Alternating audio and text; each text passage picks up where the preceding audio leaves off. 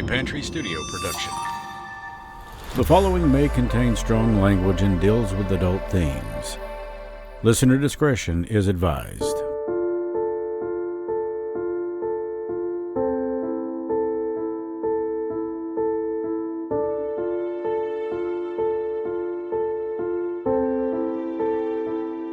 The mountains are a place that many people know and call home. As a matter of fact, for some people, finding their way through the woods and the mountains is no more of a difficult proposition than it would be to find their way to the nearest convenience store or gas station. So how is it that in 1998, near Christmas time, Derrick James Engebretson, who had spent a good part of his life in the woods, being very familiar with them, simply vanished without a trace? And nearly a quarter of a century later, no one knows what happened to him. These are the Mountain Mysteries, and this is episode 21, Broken Dreams, the Mountain Mystery of Derrick James Engebretson. I will be the last to fall. I won't shed a tear for them to see. I won't have your name to call.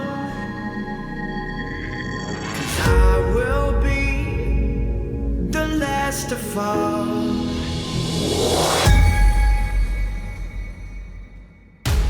There are over 1.9 billion square acres in the United States alone, and 24% of those are mountainous.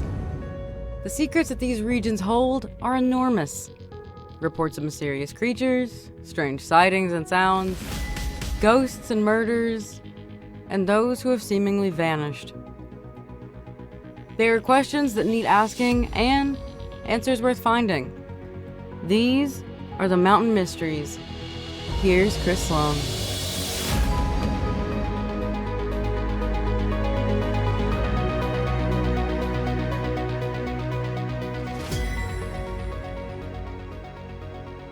I'm Chris Sloan, and I'm really glad that you could join us for another episode of the Mountain Mysteries. Remember, you can find out more about the Mountain Mysteries on our official website, www.themountainmysteriespodcast.com. And don't forget to join us on Patreon. Get early access to the episodes, discounts on our store, and our merchandise, and a lot more. You can do all that right there through www.themountainmysteriespodcast.com.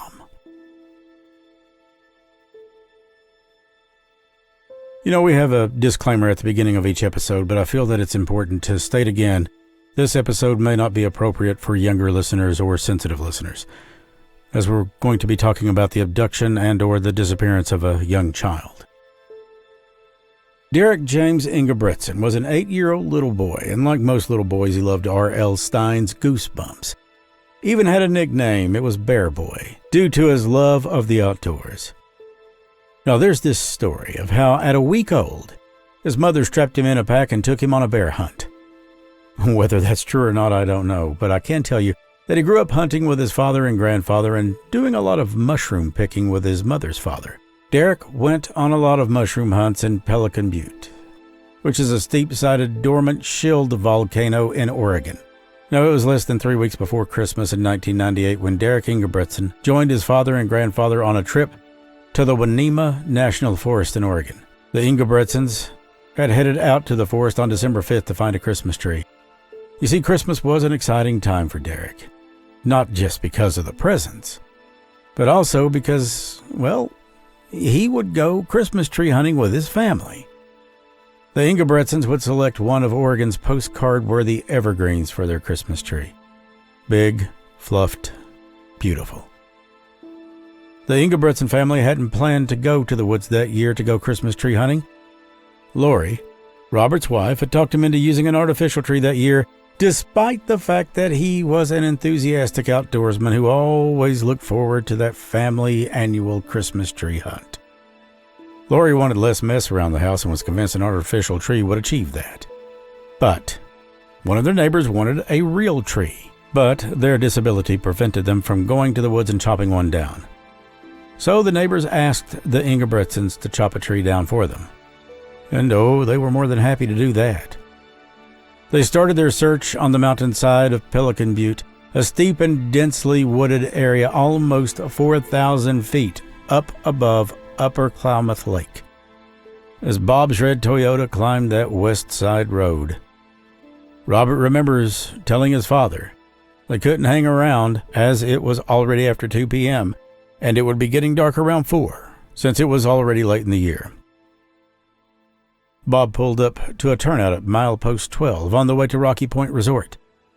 Robert helped Derrick get into his blue snowsuit, and the three of them started up an embankment into that beautiful pine forest.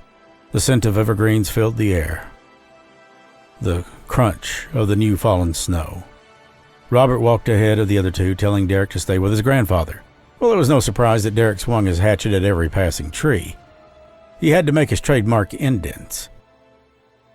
As he dashed from tree trunk to tree trunk, he repeatedly asked his grandpa if he could go catch up with his dad. Well, Bob was annoyed and eventually gave in and let him scurry off into the white thicket. He wasn't worried about Derrick taking his own route because the boy knew his way around the wilderness better than most adults.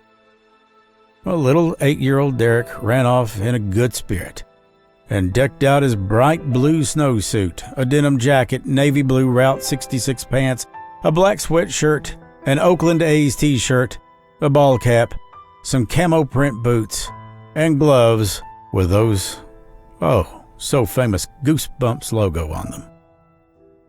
When they regrouped less than an hour later, he realized that Derrick was nowhere to be found. Each one thinking that the other had been watching him, the little boy wandered off into the forest.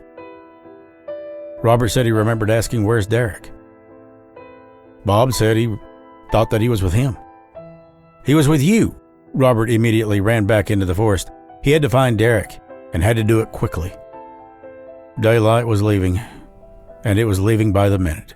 Heavy snows were beginning to fall. Robert screamed out his son's name as he sprinted through the wet, falling snow. His voice echoed through the frosty trees, but there was no response. It was an hour that passed by. Darkness set in. Snow fell harder. Robert finally reunited with Bob, and the two men kept on calling for Derrick. The silence was as deafening as anything anyone could have possibly heard. It was that evening when Derrick was reported missing by his father and grandfather, who stopped a passing motorist, identified as Fred Haynes. That was around 4:15. It was an hour after starting the search for Derrick. The motorist traveled to a nearby resort 2 miles away, where he placed a phone call to 911. Looking over the 911 transcripts, Mr. Haynes became agitated as the dispatcher insists that before they can send anyone out, the father must call to give more information, as the dispatch office can't send an army, end quote. Well, that would be another 2 hours before police finally got to the scene, and about 5 hours before a true search team began. Well, this was in part due to the blizzard conditions. Oh yeah, there was a blizzard falling, slamming that area. And also in part due to a search and rescue banquet taking place that police did not want to disturb. Yeah, you heard me right. Derrick's grandfather managed to retrace his grandson's steps back to where their pickup was parked. He then went up a hill and was looping back around. Derrick had stopped to make a snow angel in the road. Derrick had a small hatchet with him at the time, and cuts were also found on trees in the same general area. Sadly, though, since that time, a snowplow had passed through, obliterating any other tracks the little boy had made. Robert felt certain that his son had not walked back into the trees. Now, when she found out her son was missing, his mother raced to Pelican Butte to start searching. Word soon spread of Derrick's disappearance, and volunteers quickly grouped together to search the snow-covered mountain, which, by that time, was cloaked in the darkness of nightfall. His mother, Lori, kept watch in a donated camper van at the edge of the woods, a bonfire burning brightly to help Derrick find his way to her. The Engebretsons practically lived in Pelican Butte throughout the search. During one of Lori's many sleepless nights, she gazed out the window and several times thought she saw Derrick emerging from the wilderness with a smile. However, she quickly realized it was an hallucination. Initial searches were completed by foot with search canines, as well as aerial searches using a Civil Air Patrol plane and an Air Force Reserve helicopter. Several relatives also undertook independent searches. Over the next couple of weeks, on snowmobile and foot, hundreds of people would search Pelican Butte. But for police, the search was as good as over. After 8 days, they pronounced Derrick dead, asserting that there was no way that he could have survived in that inclement weather. Derrick's parents stated that their son had grown up in the mountains and he was used to walking of distances of well past 20 miles in steep terrain. Well, the volunteers soldiered on. They found several potential clues: a makeshift shelter, candy wrapper, and a bookmark from Derrick's school. Still, the police said he was dead. Search dogs were unable to detect his scent. Knowing Derrick's love of reading, the bookmark was intriguing, but authorities failed to connect the findings of Derrick's disappearance. Now, because of these extreme conditions of the area, law enforcement speculated that he would have quickly succumbed to the elements. Family members were convinced that Derrick had made his way to the road and might have been picked up by a stranger, but the sheriff discounted those concerns. A hole in the ice was discovered in the lake by Bob during the search, and then there was a child's footprint on the bank. Divers searched the next day, and an additional search was done in the area during the spring thaw, but there was no luck. The belief that Derrick's hatchet would be in the lake if he had fallen in led to a conclusion that he wasn't there. If a hatchet were found in the sediment of the inlet, it could have meant that Derrick had fallen into the lake and got stuck under the ice. Portland diver Jeff Priest spent several hours carefully working his way through the shallow water, using a metal detector assigned to work underwater. He found several metal objects, including an oil filter, a metal road sign, but there was no hatchet and no trace of Derrick to be found anywhere. Subsequent reports of a mysterious vehicle in that area that day had been made. A witness claimed to have seen an unidentified man struggling with a young boy in the area during the day of Engebretson's disappearance. The witness ignored the struggle as they assumed the man was the boy's father. Additional reports were made of an unidentified man driving a two-door Honda, asking passerbys for direction in the forest that day. Now, it has been theorized that this man may have been the one to have abducted Derrick. But on December 18th, all searches ended. The Engebretsons were concerned that the snow and sub-zero temperatures were putting the volunteers at risk. And for the next 2 years, Derrick's parents devoted every spare moment combing the mountain for their son. There was plenty of criticism to go around. None of that was lacking, that's for sure. The criticism was all on the search and rescue efforts, as many believed authorities had been too slow to get to the scene that night that Derrick disappeared. The search was not started for almost 5 hours after the first 911 call came in from the passing motorist, because the coordinator was reluctant to interrupt the Christmas dinner for Klamath County Search and Rescue Team annual awards dinner at Molly's Restaurant until he was sure a rescue was actually warranted. Friends of the rescue team wrote negative letters about the Engebretsons to the local paper, Lori recalls.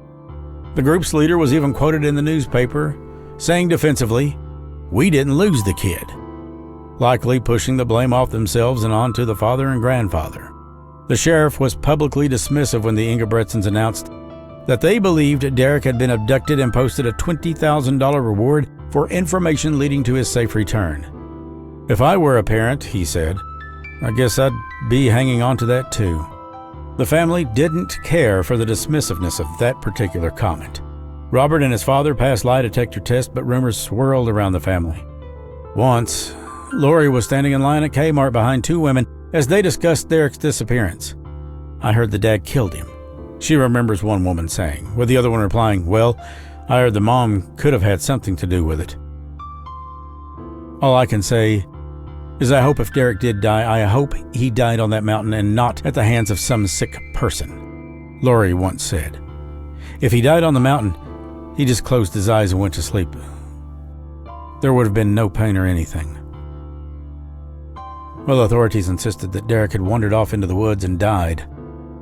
They stood by and insisted that animals must have scattered his remains.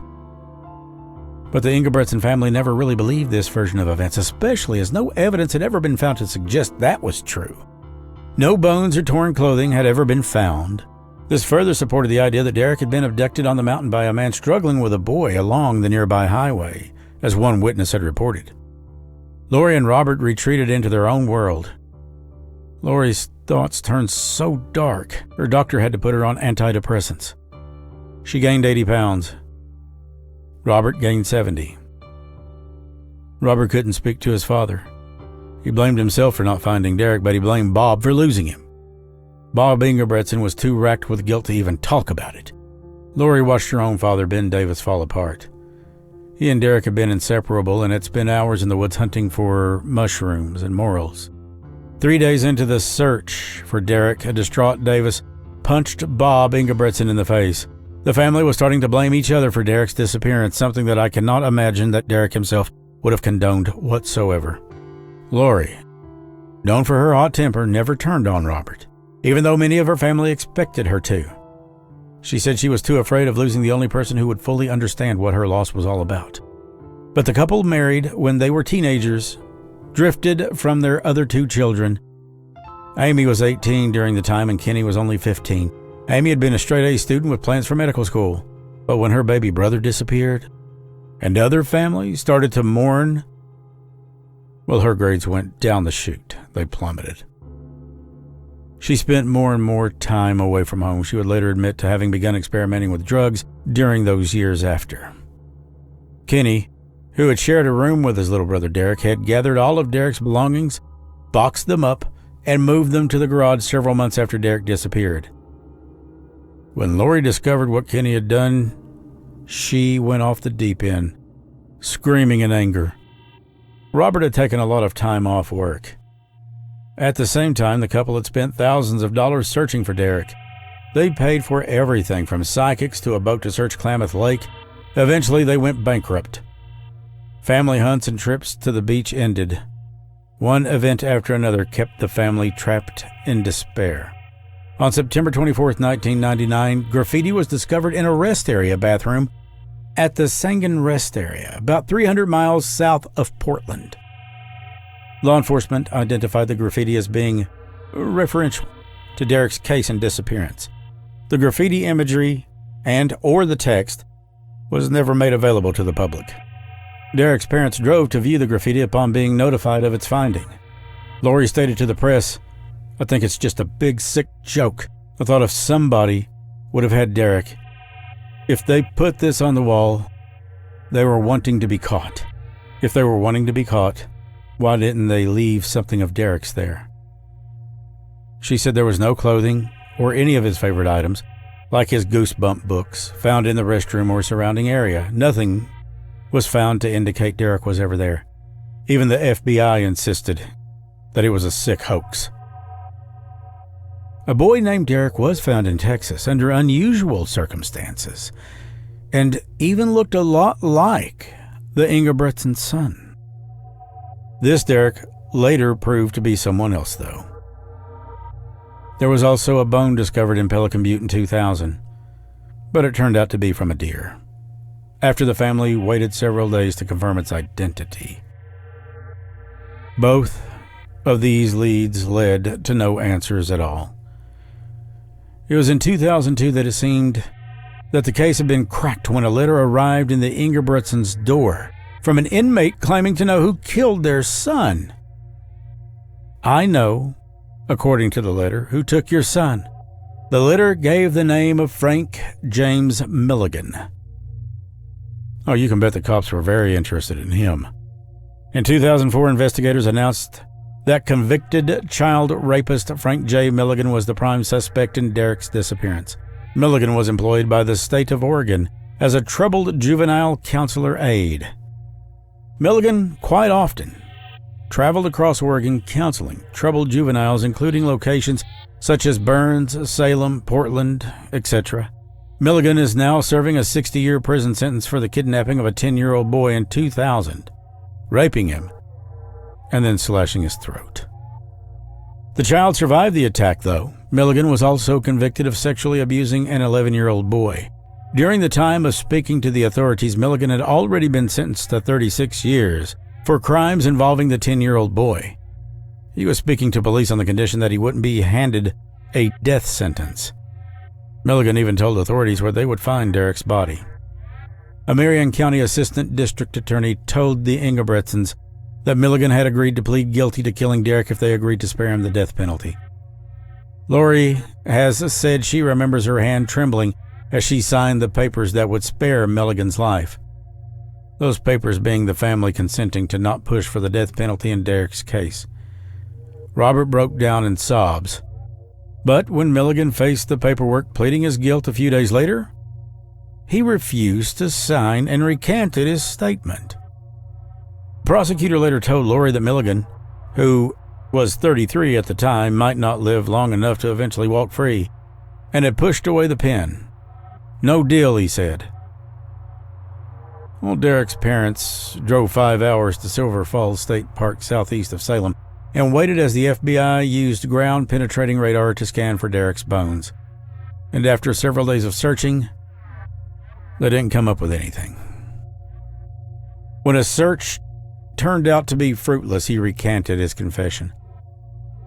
Well, the car was searched during the investigation of the 10-year-old boy's case with nothing found pertaining to Derrick's case. While no physical evidence has ever been found, some witnesses report seeing Milligan's 1998 black Honda in the area at the time of Derrick's disappearance. Frank Milligan has not been charged in connection with Derrick's case, but he is still considered a strong suspect. The authorities theorized that Derrick made it to the roadside on the day of his disappearance and was picked up by Milligan. An inmate of Milligan's told police and Derrick's family that he bragged about killing the missing boy while he was in prison. Not so much as a trace of Derrick, not his gloves, bearing the logo of Goosebumps books that he loved so much. Not the jacket that he hated to wear or the hatchet that he loved to carry.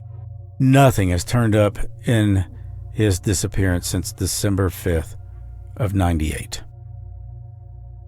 After Milligan recanted, the Engebretsons struggled with competing emotions. On one hand, they felt relief because Milligan's failure to produce Derrick's body meant that they didn't have to mourn his death. At least not then. But on the other hand, they still didn't know what happened to their son. Detectives now have received tips from as far away as San Francisco, and recently, as of the past couple of years, they said that this is probably the largest volume of information that they've ever received on any cold case, according to Detective Nick Kennedy. Even after 20 years, you can still see all the nails and all the tacks left in the trees and light poles in Klamath County. After all this time, Derrick's mom still has hope that he will one day walk through their front door. The remote-controlled Bigfoot truck and laser-sighted BB guns that Mrs. Engebretson brought her son for Christmas are still wrapped and underneath the artificial Christmas tree in the family's home. That family has never put up a live tree again. She said that there's no clothing, I can't imagine, that would fit him now, even if he does come home. The paper is starting to come off the presents because it's so old. At first it was tough, but now it's just a permanent fixture in the house. Nobody says anything about it to anyone. Every once in a while, we just stare at it. But nobody talks about it anymore. She said that they haven't given up on him being alive and that they pray every single night for him to be alive and in the safe hands of someone. Bob was the last person to see Derrick alive. He passed away in 2012. Never found out what happened to his grandson. Lori and Robert are now grandparents themselves and have close relationships with their kids and their kids' families. Yet, in the midst of change, one thing is constant. Lori still believes her son was kidnapped and is not in Pelican Butte. Despite the passage of time, Derrick never left their hearts. Every year, they hope their beloved son will come home for Christmas.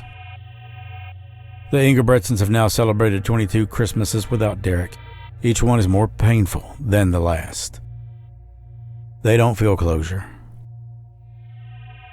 They, like I, think closure is an overused word.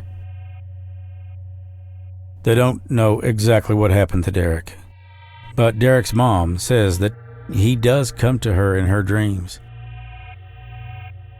He smiles and makes a promise. I'll see you soon. Lori said in 2018 that she wants to believe that he's still alive to this day. And until someone shows her different, she said that I don't think I'm ever going to give up on him. The family is stronger than they ever knew.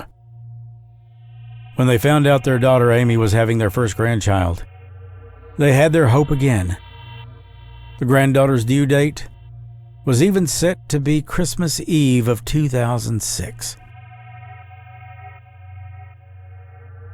Well, today, Derrick would be 31 years old. As of July 5th of this year, anyway. Lori describes him with a scar on his chin and a scar underneath his nose from a dog bite. Derrick had brown hair and brown eyes when he went missing. If you have any information about Derrick James Engebretson's disappearance, please contact the Klamath County Sheriff's Office at area code 541-883-5130. Again, that number is 541-883-5130.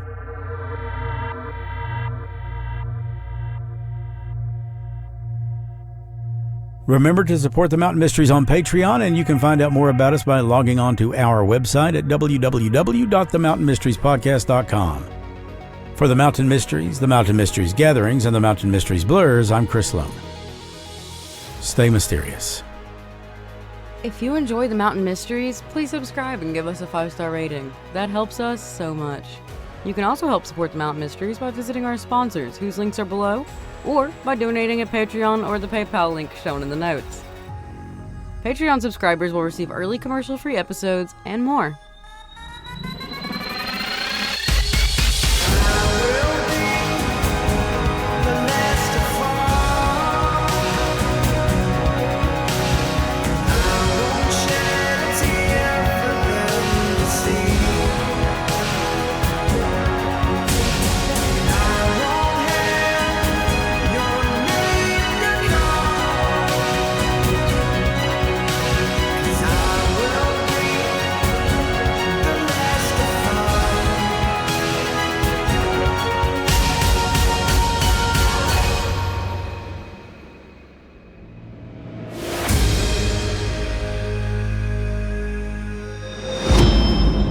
Pantry Studio production.